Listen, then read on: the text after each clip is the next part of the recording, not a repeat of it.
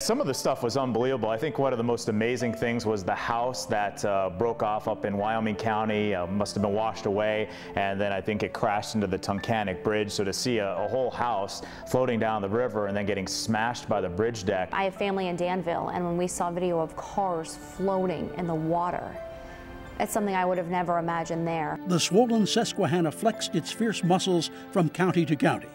The surreal sights and sounds and smells tested the faith of everyone in its path.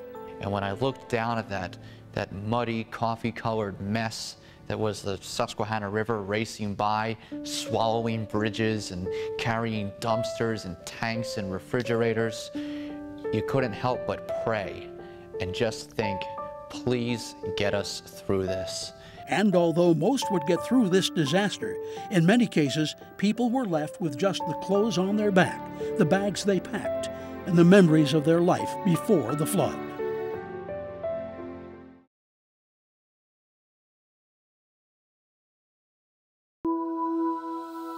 Headed up to perhaps number 1 or number 2 here with this crest later on today. Yeah, if not already. We have to be on the air and kind of keep a straight face and keep calm, but Our priority is your safety. we knew that a lot of our friends and family here in northeastern Pennsylvania were going through a terrible time, and it was just awful to see some of those pictures. In Luzerne County, people living in the floodplain may have been evacuated, but the water wasn't going anywhere.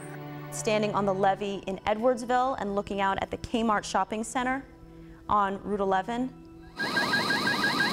And we were standing there at night, and it was foggy, and that was very scary. We heard stories about Kmart in Edwardsville. We're hearing stuff about Agolinos in West Pittston.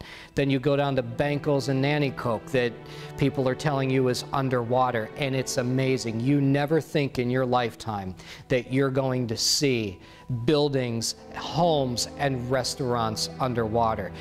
You look at the video the next day of the houses going down the river. We saw that image of J.J. Banco's over in West Nanticoke with water just up to the roof. We saw the image of the Kmart store over in Edwardsville, virtually completely underwater, and just in awe at the power of Mother Nature. Back on the Market Street Bridge in Wilkes-Barre, the Eyewitness News crew was getting a glimpse of just how powerful the mighty Susquehanna can be. And every once in a while we'd hear like a loud crash, and it was debris and things washing down the river, crashing into the Market Street Bridge because that bridge is so low. At one point we heard this big loud boom. It was a whole dumpster, a whole big green construction dumpster right down the river, slammed right into that bridge.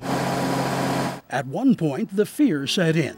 There was a gasket failure in the Market Street Bridge flood wall.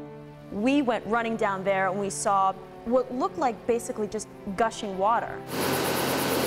It didn't look good, knowing what was on the other side of that gate. When the water started spewing out of that floodgate at the Market Street Bridge, we were standing about 50 or 100 yards away. The cops that were right there, I've never seen people run so fast in my life. When that water started spewing for that wall, these people sprinted down the street. They were running for their lives. They really thought that wall was coming down. Then, as the night went on, we saw dump truck after dump truck. And at one point I counted 9 dump trucks in a row along River Street, putting what we were told was like a mixture of sand. Started out as sand, and then it got to be bigger pieces, like just pieces of concrete or what looked like a large stone, just to basically plug up that hole. But I can tell you from standing there near the Market Street Bridge on River Street on that levee and seeing all the activity and the flurry of dump trucks that were going to fill up and stop that hole, it was scary.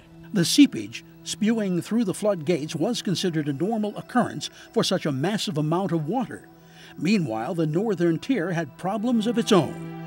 People in Susquehanna County were dealing with devastations as well. I saw, places like New Milford and Halstead and Great Bend, all underwater, families uprooted during the middle of the night, sent into shelters jam-packed with people, not knowing what's happened to their homes or when they might even be able to return, if in fact that was even going to be possible. We saw houses literally falling into the ground because their foundations had just washed away, and you just can't put into words what it meant to be there to see that as it was happening. And I don't think we'll be able to put it into words unless you were there and experienced it. Back in Columbia County, the flood was about to claim a victim that would dampen the spirits of tens of thousands of people. going down to Bloomsburg the day after and seeing the fairgrounds sitting under 5 feet of water, because for me, I've been to the Bloomsburg Fair, I know what that's supposed to look like, and going down there and seeing all the grandstands and the water up on the stage and that completely covered. In the coming weeks, officials would decide to cancel the Bloomsburg Fair. It's the first time that would happen in the 157 years of the event.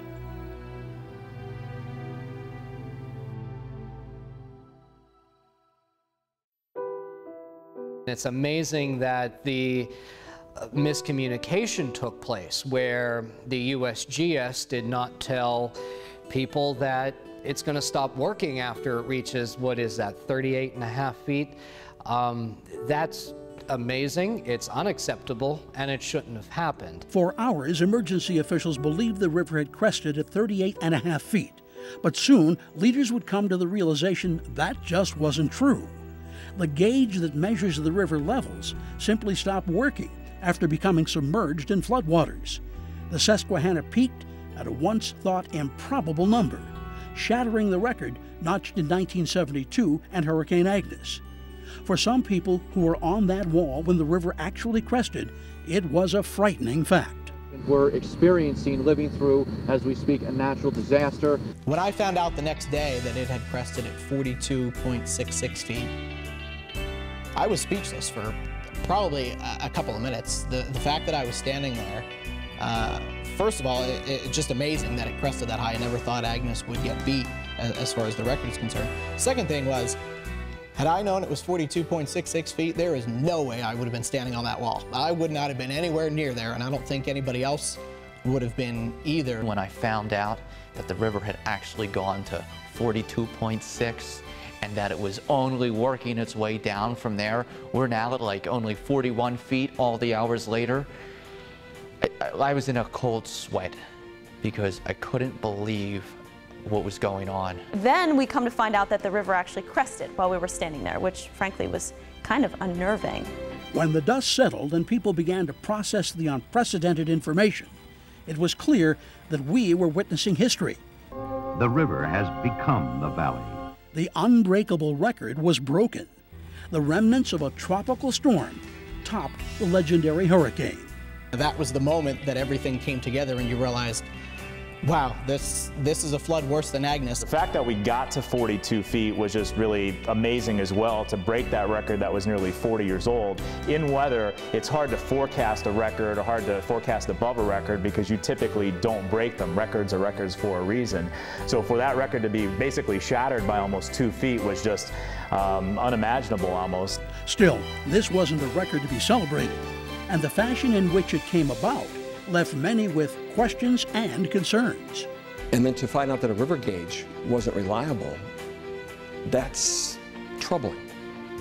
Something has to be done so that people can have confidence in those gauges and the mechanics of things that are in place to make sure that they know they're safe. I guess the question I have is, if the gauge was malfunctioning, why did we not know about that? It was already a dangerous situation. But looking back, one can only imagine the panic that might have set in if the real numbers were registering in real time. If anybody was told in advance this river was going to go to 42.66, the expression head for the hills is exactly what you would have seen.